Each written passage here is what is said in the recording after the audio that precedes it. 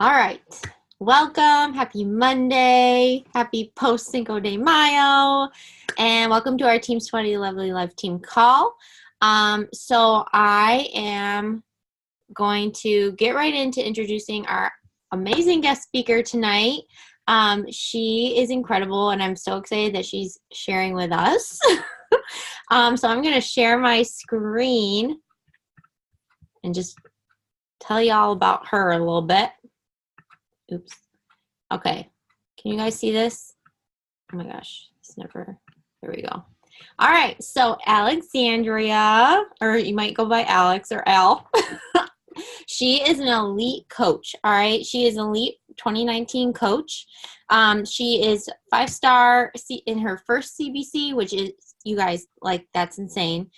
But she's also 1-star in her second CBC. So for those of you who don't know, when you hit 2-star, you're able to open up a second business center. So that means that she's not only built her first CBC to 5-star, which puts her eligible to become an elite coach, but she also has her second CBC and 1-star qual. So, like, basically she's a badass. Okay. She's Success Club, or has hit Success Club all 40 months. That she has been a coach, which is insane. And she is a Success Club 5 and 10 legend. She is a Michigander. And I am so excited because I have seen her and heard about her from afar over the last year. And I just feel like she's exploded. And I'm so excited to hear from her and just hear her story and see what wisdom that she has to share with us tonight. So I'm going to stop my share and mute myself and let her take. Well, hi guys. I love hearing the word exploded because I was just talking to one of my coaches today about how in this business day to day, you feel like you're making absolutely no progress and you're doing the things and you're reaching out and you're posting on social media, hitting Success Club and things like that. And you're like, nothing's changing. But when you look back on it in like bigger chunks of like 6 months, a year, 2 years, etc. When you get to that point, you really can see the growth in everything and all of the work that you're doing. It just pays off down the road. So she introduced me, Amy. My name is Alex. Today is my half birthday, so I'm officially 28 and a half years old. I have a boyfriend. We've been dating for about 3 years now. He has a cute little miniature Dachshund hound. I don't know. I never say the word right. I just call him a wiener dog. He's adorable. His name is Mac. She said all the accolades, so that's awesome. And I quit my full-time job in July of 2018, so not even a full year ago, which still sounds crazy to me. Before I jump into the rest of my notes, I just want to disclaimer, my internet has been really weird all day, so if anything goes janky, I will hop on my phone. I will be back, I promise. So, not. But going back to where I started, so I have been a coach for going on 3.5 years now. So my journey started back in 2015. And how it started was me just scrolling through Instagram, and I came across a post that my coach shared. And all she kind of was talking about, it was a picture of food, and she just said how thankful she was that she was not counting calories anymore or using the MyFitnessPal app. And in that immediate moment, I was like, I need whatever this is, because I'm going to the gym for an hour, 2 hours, whatever a day, multiple times a day sometimes, and nothing was changing with my nutrition. And that's really where I needed to focus, and I knew that. And so I joined one of her free groups and signed up in December, right around Christmas time. And you guys, I bought one back in the day when we just had the DVDs, and I bought the entire DVD challenge pack just for the meal plan. I never intended to try Shakeology, never intended to put a workout in. I was going to stay at my gym workouts. All I wanted were those portion containers and that meal guide to figure out what the heck I was doing wrong with Shakeology. And in doing that, I had the box sitting in my corner of my room, and someone I was seeing at the time kind of looked at it, and they just kind of like laughed, and they were like, good luck with that. That's really going to work. You've tried so many things. You know, this is going to be the piece that fits the puzzle. And in that moment, I just got so furious that there was so much doubt that someone else would have with me that I was like, you know what? No, I'm going to give this 100% and I'm going to commit to it. And so I did, committed to the 21-day fix for 21 days. And I said, I'm going to give up fast food. I'm going to give up cookie dough and brownies and ice cream and all pizza and all the things. And I said, if on day 21, I don't have the results I want, I will eat whatever I want. And there will be no guilt involved, right? Like, what did I have to lose? So did the 21-day fix, stayed on it as well as I could, ended up losing like 13 pounds, which is absolutely just ridiculous. And through that process, I started drinking the Shakeology, and I noticed that these headaches and things that I had started to slowly go away. So I was getting hooked on this entire community and this entire process in Beachbody without even really knowing that I was hooked on it. And it only took 21 days for me to be like, I want the discount. I'm ordering Shakeology for the rest of my life because I get migraines, headaches, and not having them was just absolutely life-changing for me. So I signed up as a discount coach, and in doing that, somehow stumbled into the coaching side of things without even intending to. Literally was like Bambi walking through, had no idea what I was doing, and just figured it out kind of as I went. We have an amazing upline with where I am, but I didn't tell necessarily my upline that I was talking with people. I was just kind of doing it without understanding what I was doing. And so it was just a very interesting process. Another fact about me, I'm an ex-college athlete. So when I start something, like, I'm all in and I'm going to finish it. And if I don't see myself finishing it, I'm probably not going to ever commit to it. So once I figured out what coaching was, it was absolutely amazing for me. And I became just absolutely just engulfed, addicted. I wanted all of it. And so with that, I know sometimes it's like you look at where someone is in their business maybe now, and we start to compare. We see someone, you know, who went from 1 star to 10 star and they just blew up, and it's like, wow, like, why is that not happening for me? But you guys, I was an emerald for a year, like an entire year working my way to diamond. It was not something that happened quickly for me. I just stuck with Success Club every single month, helping my people, getting myself results, and just working on my own journey along the way. And so it took me a year to hit diamond, and then 2.5 years to hit 2-star, which, like Amy said in the beginning, is really where kind of like the good meat and the potatoes come in this business, if you're looking at it long term. And so when I'm doing the rest of this call, I'm going to kind of talk to you as if you're someone who's envisioning yourself being a full-time coach, because what I needed to hear from my coach were, I needed it blunt. I needed it just laid out, like, yes, no fluff. What do I need to do to make this happen? And so if this is something that you want to look at and you want to be like, okay, it would be really cool to quit my full-time job, stay at home with my kids, pay off debt, whatever is that why and burning passion for you, you guys, we have to give it longer than just 3 months. We have to give it longer than 6 months, than 9 months, than a year even. The people who are exploding in this business into it in a year and a half, like, they are the anomalies. They are the unicorns, and that is not the norm for most of us. And so there is absolutely nothing wrong with your timeline. And I said that once in a team call, and I just think it's the best thing ever, because we want to compare where we are in our businesses to other people. It's like comparing oodles and apples. Like, there's just nothing going on there. So you can never compare. Just don't even do it. Ever. Because people build themselves differently. They some people build for rank, income, blah, blah, blah. But there's nothing wrong with your timeline. If you're going to be an emerald for a year and a half and you're going to hit diamond, but you're going to stick with it and you're going to give your passion and show up, you own that, my friend, because that is going to inspire your future coaches in the future. We're going to be like, you know what? Allie stayed with it. I'm staying with it, because this is what I want out of this business. So I want to talk about how I went from juggling everything that I was juggling in life to being a full-time coach, because the word busy comes up so many times in conversations that I have with people, so many times, and even conversations I have with myself sometimes. I'm like, oh, Alex, you're so busy, you shouldn't do that. So I want you guys to think and throw this in the chat. How many times, if this was you, how many times in the past week have you had a conversation with someone and it started with, oh, I'm good, just busy, how are you doing? Or maybe it said with, oh, I'm just, keeping up with life, but things are so busy. Or how about taking it on the business side? I want to work the business, but I'm so busy with insert blank. I'm so busy with family. I'm so busy with my husband. I'm so busy with remodeling, renovating, school, work, etc. Right? We all have busy in our lives, but I want to take a step back, and you guys, I want you to look at it from the outside, that we, as just a society, not just, saying anything wrong about it, but we glorify the word busy. And it's like, we all want to be the person who is the busiest, but the person who is the busiest is not always the happiest. And I don't know about you guys, but I would much rather be the happy person who has like 2 things that they do in a day than the person who's busy running around because they're trying to fill this emotional void with all of the things that they're doing. And of course, obviously, I'm not married. I don't have children. So I understand that there is that disconnect there where that definitely takes up a different amount of time. But even in the sense of taking care of your family, sometimes I hear from my friends who are parents all the time, they take on the extra things in the school and at work and things like that to be busy, but it's not necessarily filling them emotionally.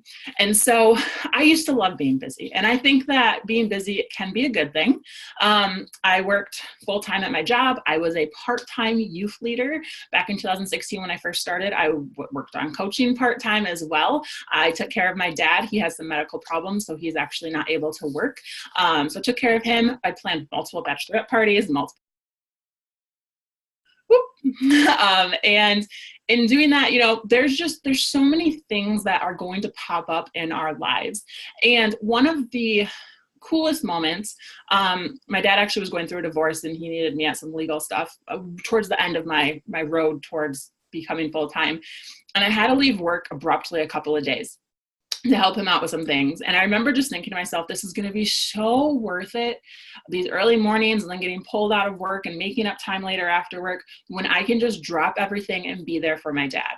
And it's so true. Like whatever that passion is for you, always keep that at the front of your head, because the emotions, the tiredness, the stress of other things in life are always going to be like, oh, I should sleep in. Oh, hit the snooze button. Oh, you don't need to work out today. You don't need to show up on social media.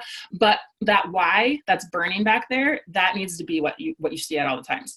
And so for me personally, like I took a step back from all of those things that I was doing.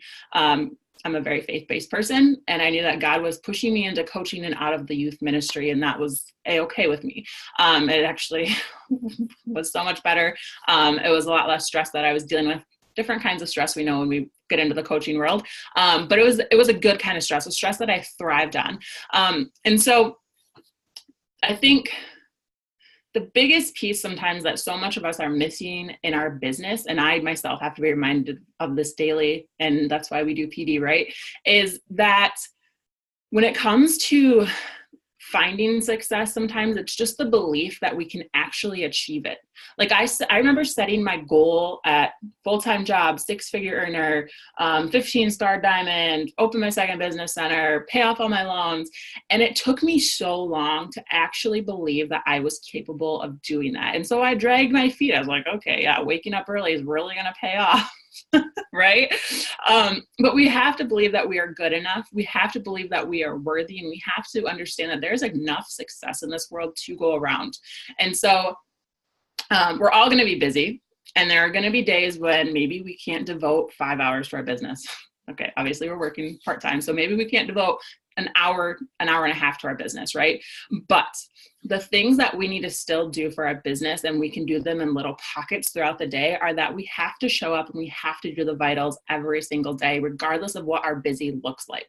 If this is something, I'm assuming, of course, that makes you happy, because when the kids are screaming in the back seat, or, you're late to meet your friends for dinner, or work gets crazy and you have to stay late, the one thing that always made me happy through all that chaos was knowing I could pick up my phone, open my team page, open up my boot camp, and see a challenger crushing it or a coach getting excited. And that was what I thrived on. And so stick to whatever makes you happy. But even on the busiest days, you guys just go over the vitals, because we all know them, but sometimes it's just good to hear them, right? So read your PD. For me, when I first started, it literally meant that I had to put a 10-minute timer on my phone to force myself to sit down and read a book, but read your PD. Additionally, if you are reading a book that is not speaking to you, if you are reading a book that isn't exciting you, I give you all of the permission in the world to put that book away, put it on the shelf, and get out a book that's going to get you excited, that's going to speak to you in the season you're in.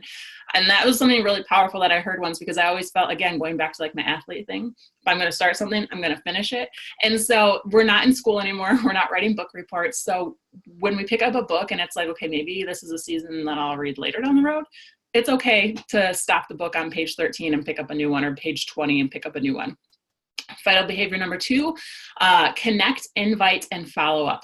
We always need to be making sure that we are having those connections with people. It is very rare that someone, even with, being this far in the business, will approach me. People are very afraid to approach and admit that they want help, or they're scared as to how that conversation is going to go. So the more people that you can connect with and invite them and follow up with them, the sauce is always in that follow-up, in my opinion. But that is going to be huge for your business. So even if you can only invite and connect with 5 people in a day, that's 5 more people than you would have connected with than it had you completely thrown it aside. And what if in one of those 5 invites was someone who needed to hear from you, that you are thinking of them, that you have them on your mind, that you think they'd be great for their boot camp, and maybe they're not going to sign up right that minute, but in 30 days or in, a week or whatever, when something hits the fan that's really stressing them out, they're going to be like, I know that I can go to Haley and she is going to be there for me, right? Vital behavior number 3, be proof the products work. We always have to show up. We always need to be doing our workouts, following the schedules, of course.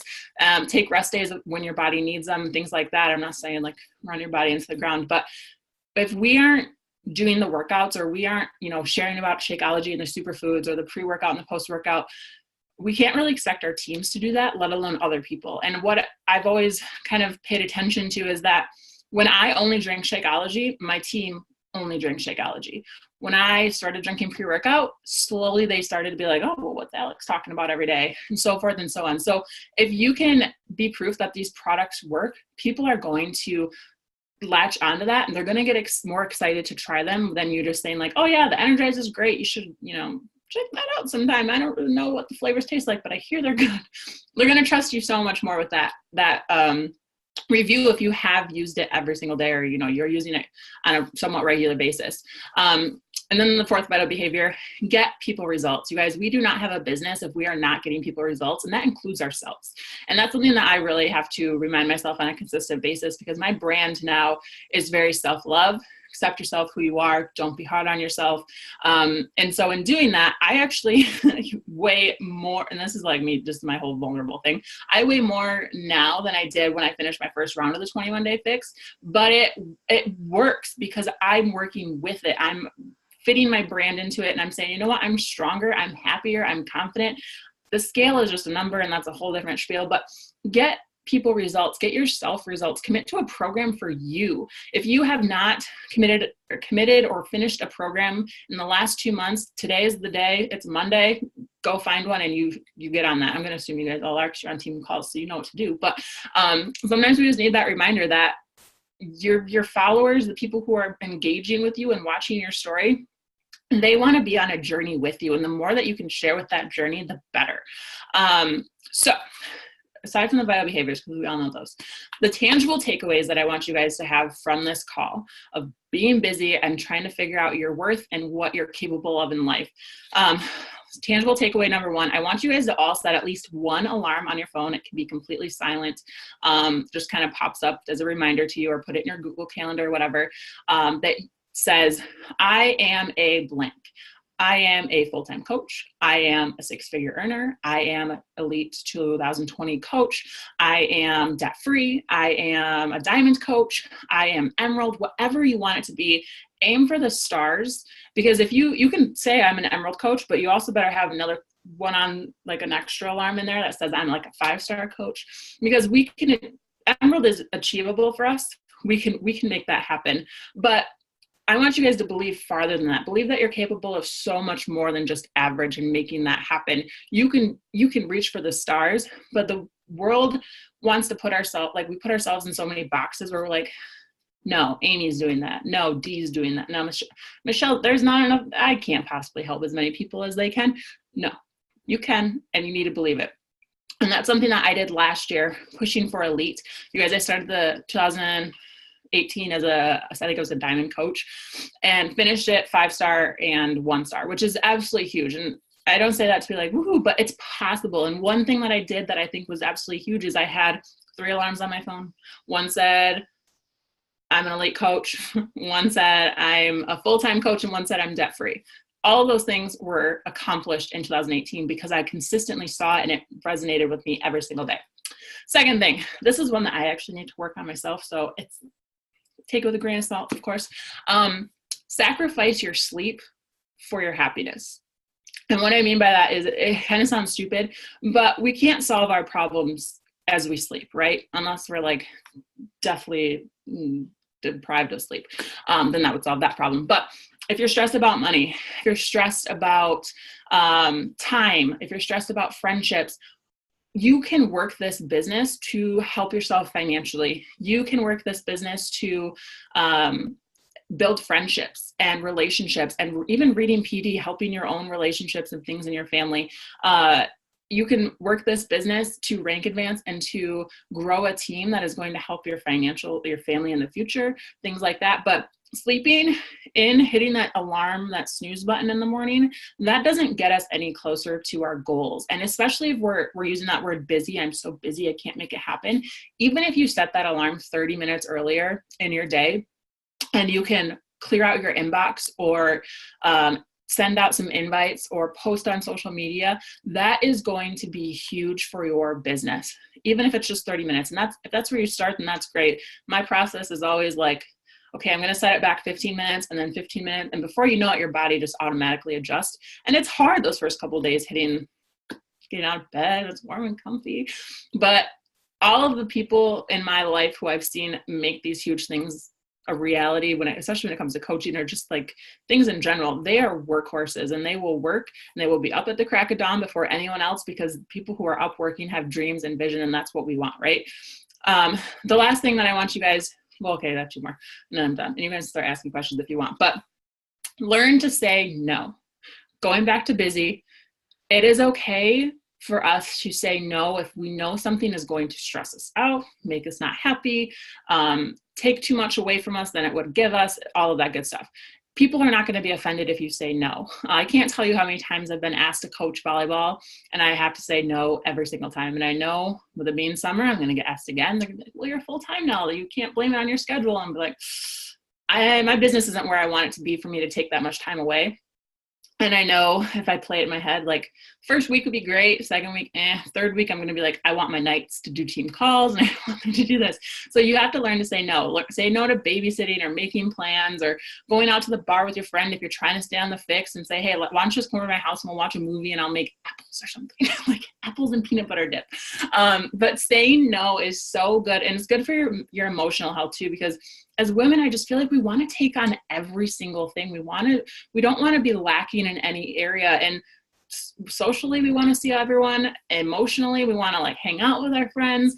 But there comes a time when we have to take care of ourselves. And sometimes that just means like, I'm not going to do this, and I'm going to back out of this project because this project just drives me up a freaking wall. And you will see just so much energy and life come back to you. And then you can pour that into coaching. And obviously don't quit everything, but sometimes if your vision really is coaching, I want you guys to know that it's okay to kind of back off, or maybe like take the foot off the gas in other areas of your life so that you can put your foot on the gas pedal full speed ahead to make that happen. And then the last thing, busy happens for all of us, but we still need to show up every day. In the past 3.5 years, there's only been one day that I have not posted on social media. And that was because I was specifically trying out that silly little thing we call Instagram algorithm. I was still on stories. I was still commenting and things like that, but I've shown up every single day. And that's been through breakups. That's been through not having service, being on vacation, you name it. And so if you can just do a couple, like 30 minutes of connecting with people, following up, answering your messages, clearing that inbox, showing up on social media so you're building that trust with people, that is going to be huge. And then the days when you can devote more time to your business, definitely do that, because your business is going to need it. But that's all I have in my notes for you guys. But I'm an open book, so if you have questions, feel free to ask away. I did not read the chat, but okay, cool. Holy crap. So good. I loved the just tangible takeaways that you shared. I really can't add a single thing. I feel like everything you touched on is like everything that I feel like I had to commit to like this last year. Just with, I mean, I've been, to be honest, like the whole sacrificing your sleep thing, I have been struggling so hard with my mornings ever since I went full time.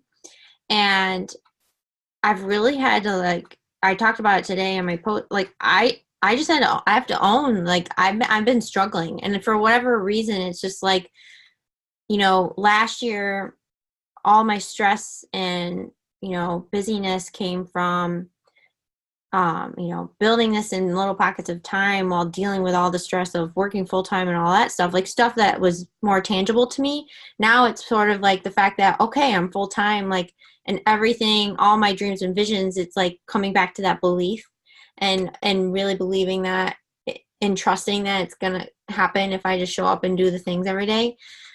So it all comes back to the vitals. Like it always comes back to the vitals, because like I've had to lean back in to my vitals and my morning routine and getting back to that consistency and just belief in myself.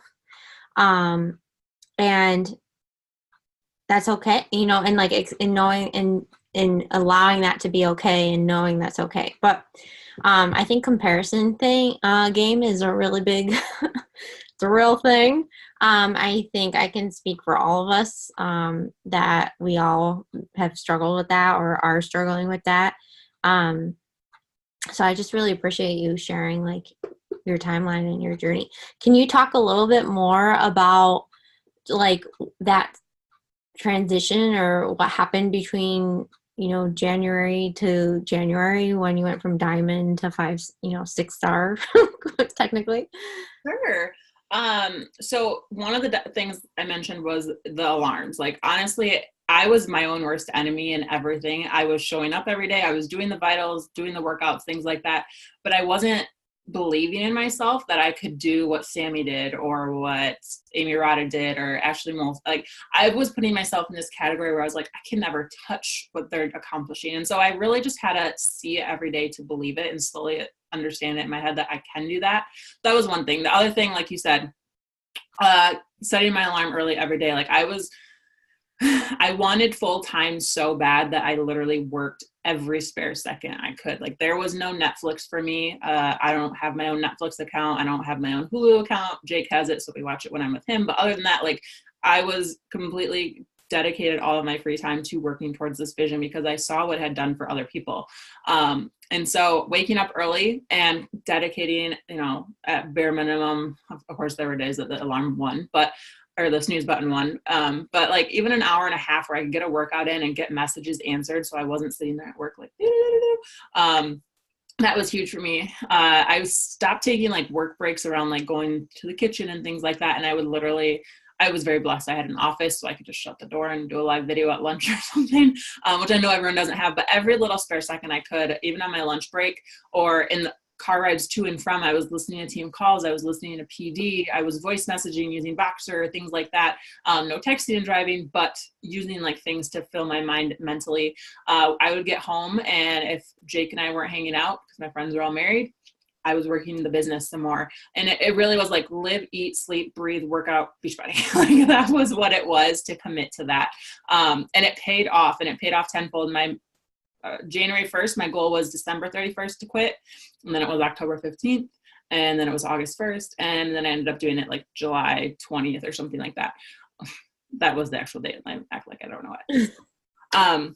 But it really is like when you get that close and when you see it, you guys, there are going to be so many people along this journey who are going to quit, who are going to give up, who are going to stop working. And the one thing that I think as you continue to work this business that we sometimes forget is that the people who have coaches quit and are still so in love with Beachbody, they're going to want to find another coach. And so you might think like, oh, my prospect is gone, or, oh, that person, they went with someone else. But what happens when that coach quits and you're still around 5 months later and they're like, okay, Leah, I should have signed with you. I'm sorry. Will you take me on now? And you're like, knew it, but yes, I will. And so, you go that route. But just a lot of, I put my blinders on. I think I turned off notifications for just about every group chat I was in, and I focused on my team, my business, and went that route. So alarms, waking up early, live, eat, sleep, blinders. Yes. Yeah. Totally. Oh my God, I love the reminder, the timer idea. think like Brendan Bouchard does that. Like, yeah. But I think like I'm just now like I guess I'm sorry. I feel like I'm monopolizing all the questions. If anyone has any questions, put them in the chat or just unmute yourself. You know, I think what's tough is sort of like being honest about the busyness, you know, or like the sacrifice, because I definitely agree with you. I feel like that's everything that I did, you know, or have done. You know, I feel like right now, you know, I still when I went full time, I found like I even took on more because now it's more like leadership and wanting to provide more and more value to your team and to help them grow. Um, so I feel like that's part of like been the struggle is really not knowing what to expect when I went full time and like how to really make that transition. What do you feel like? How I guess, all right. Do you have to, when you talked in the beginning about not being like the busiest person and like only like doing certain things every day? I guess my question is like, do you prioritize unplugging and like how do you time manage yourself or do you not? Like That's a good question. The word unplug is so weird to me because in my mind, I've said it to my coaches, and the minute I said it, they all use it as an excuse to not do anything. And so I think there's a fine line between, yes, you need your emotional break, and then you need to like push through the fact that you don't have Wi-Fi or you don't feel good today and you still need to post on social media. So there's definitely a fine line between that. But I manage my time. How would I explain this? I pretty much work 24/7, which isn't a bad, like, I know that sounds weird, but I will unplug and like, I'll be sitting here. I'm actually watching Seventh Heaven right now. If anyone liked that show back in the day, and it's like throwback, so cheesy. But watching that and like, as I'm watching it, I'm still like messaging people and doing things. So I think I'm just very diligent with my time. And yes, I know when to put the phone away. And for me, honestly, like I have the feature on my iPhone where it goes into sleep mode at like 9:30 and then it doesn't wake up until 6:30. So that helps me. And then when I hang out with my boyfriend or Jake, like you always have those people in your life who are going to want your sole attention, and you deserve to give them they deserve it and you deserve to give it to them. So in those cases, like my phone is on DND and it's away and I don't even need to look at it. And I will, check messages before I go to bed and see if anything's exploding or on fire, and I'll answer that real quick. But from like, I'd say probably like 7:00 in the morning until about like 2:00 in the afternoon, being full time, I'm working. And then probably about like 2 to 4, I unplug. And then 4 to 4 or 5-ish, when my coaches start getting home from work and they start having questions, then I'm like back working. But it's not like that every day. Like maybe Monday through Wednesday, or, some days I'll have appointments or things that I just decide to go to Target or something, which this isn't really a great answer because there's just the guys. No. The end goal though is there's so much freedom once you become full time that you can literally do what you want as long as you're getting the vitals done every day. So yeah. You just pretty much nailed down the head. I pretty much just needed to hear like that's how it is. Like, cause I agree. Every day is different. I still kind of work per diem still. So that like, like I have to work tomorrow and like the next day. So I feel like I'm constantly kind of flip flopping, like working full days, like coaching, but then kind of going back to like part-time pockets. Yep.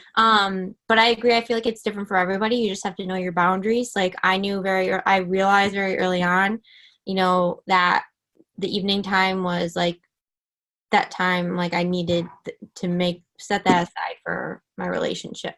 Yep. But same thing, like once he's asleep at 8:30 on the couch, I would check my messages real quick before I went to bed, or, and then, I wake up. I knew like waking up early before he woke up and before I had to go to work was like a non-negotiable for me to be able to build this. So I feel like it's just, again, like you just gotta you gotta know your why. And I was very motivated like you to be able to pay off debt and to leave my full-time position. And like, you just have to commit to the non-negotiables of showing up and doing the vitals. Like, If anything, if nothing else gets done, your workout and your invites. Like, I feel like that just has to, and posting. I mean, yeah, like all three things, all those three things. Oh gosh, I just love this call. I'm so excited to go put that reminder in my phone. But I have a question before, sorry, yay, to okay. like cut in really quickly. So, when you were working full time and like trying to build your coaches and like build your team, what did you do and implement for your working coaches to try and like essentially like help them, you know, rank advance to diamond, and kind of like transition from going from emerald to diamond to that leadership mindset, when you were like working full time before you went full time coaching? Great question. So many things. And I'm not sure what your team page looks like. So a couple of things. Every Monday I do like a diamond dash. So if you have any active coaches underneath you, your name gets put up here and it kind of just goes in order of who has how many active coaches, so we can cheer each other on. Another thing is I ask them to help post like the national wake up call or our team call announcements or things like that to take on that leadership role. I also gave out incentives for like team trips. And so I think really you can tell who has that fire and who is going, like you and I, all of us, we can teach the vitals, we can teach how to show up, we can teach how to invite. What we cannot teach as coaches is that passion and that why burning so deep in your belly that it's like going to explode if you don't do something about it. And so I was just very, like, you can tell the people who had that fire, and I would just make sure that I was checking in with them every day. And like right behind my computer here, I have this big bulletin board. Just because I needed a break, I needed to go and post in my day. I went and I printed out all the pictures of the leaders on our team who say they want diamond and they want to achieve that. And so their faces are there so I can check in with them. I'm visual, so checking in with them every day. And the one really important thing that I sometimes get away from, I'm going to admit, like, I'm very business focused now, and so I need to reel myself back in, is that we need to be friends with our coaches first. And so I would get to the point in certain conversations where I'd be like, oh, well, how's your business this week? Or, you know, how are you looking for 1-star calls or something like that? And I'd forget to ask, like, how was your weekend? How's your daughter doing? And so if you can really build that friendship there, I think that my top coaches who are on this team are also my best friends. And so I think that definitely goes hand in hand. And my coach, Sammy, and I are the best of friends as well. And her brother-in-law always says it, like, Alex, would you have pushed so hard to be elite, or would you have pushed so hard to get to diamond or 1-star if you and Sammy weren't so close? And I was like, no, I probably would have given up, to be completely honest. Like, I wouldn't have felt that connection or that extra drive. So those are some of the things that come to mind. Does that help answer, or do you want me to go a different route? No, that helped. I think like now I'm kind of like, I don't want to say struggling, but I want to be able to balance the time between working my own business and reaching my own goals, but then also helping my coaches who do want to push for diamond and my newer coaches who do want to start coaching. I want to make sure that I'm also like making time for them too. Yes. And not just like focusing on like my business, because like, you know, I mean, yes, all of our times are very limited. So it's just kind of like looking at, all right, if I'm working a 12-hour shift, I may not get to everything that day, but then I have like a day off during the week, and then I can really devote a lot more time to like my coaches and stuff. So it all works out in the end. A couple other things, and you might already do these, but everyone who hit Success Club the month before is on the Success Club board. I offer a one-on-one call to them. It's up to them if they take it. Do you do open chats? Those have been, like, we do those once a week with my team. And I try to schedule them different days, different times, so different people can make it if they have an obligation. But it's literally just like this, and someone will ask a question and we all kind of brainstorm on it together. And so for me, that just helps answer like the one question about social media that everyone has, but one person's going to ask it. So fighting different battles in one area that way. And the other thing too, like, to remember is people, how do I say this? sometimes we just need to continuously rebuild our team. And there's nothing that we're doing wrong as a coach. If they have the resources there, if they have that will and that why, we can't physically go through the computer screen and be like, hey guys, are you, like, let's do those reach outs right now. Like, how is that posting on social media going? And it's hard as a coach. It's so hard to accept that has to be a decision that they are making on their own. And so sometimes you just got to take that mental, like, grace upon yourself that you are doing everything you possibly can as a coach. You have the trainings, you're checking in, you're showing up, you're setting the example and leading the pack and making sure that all their questions are answered. And then, there comes a point when that's on them to ask for help or to let you know where they're struggling. And if they don't, then there's not, in any season of life, of course, any relationship, there's not much that we can do if we don't have that extra communication. So definitely don't beat yourself up over that, because it's hard. And then you start playing the comparison game and going along that route where you're like, well, so-and-so did it and so-and-so did it. And it's like, no, like you're doing the things that you need to do. And you, in my mind, God is always going to put the people in front of you that you're going to need to help at the exact moment that he needs you to help them. So you just keep doing what you're doing and giving them all those resources, and you're doing great. Yeah, I think what you said is probably like the most important piece, or at least that's what I feel like is what I'm realizing is the most important piece, because everyone, like, I think of myself, and like Leah, like, I didn't do anything special with Leah. Like I didn't, like, I didn't have to, like, I don't know, like, how else to explain it. It was like we both had the information, but I think it was our why and our passion for our own journey, this business, that, like, we made it happen out of our own drive.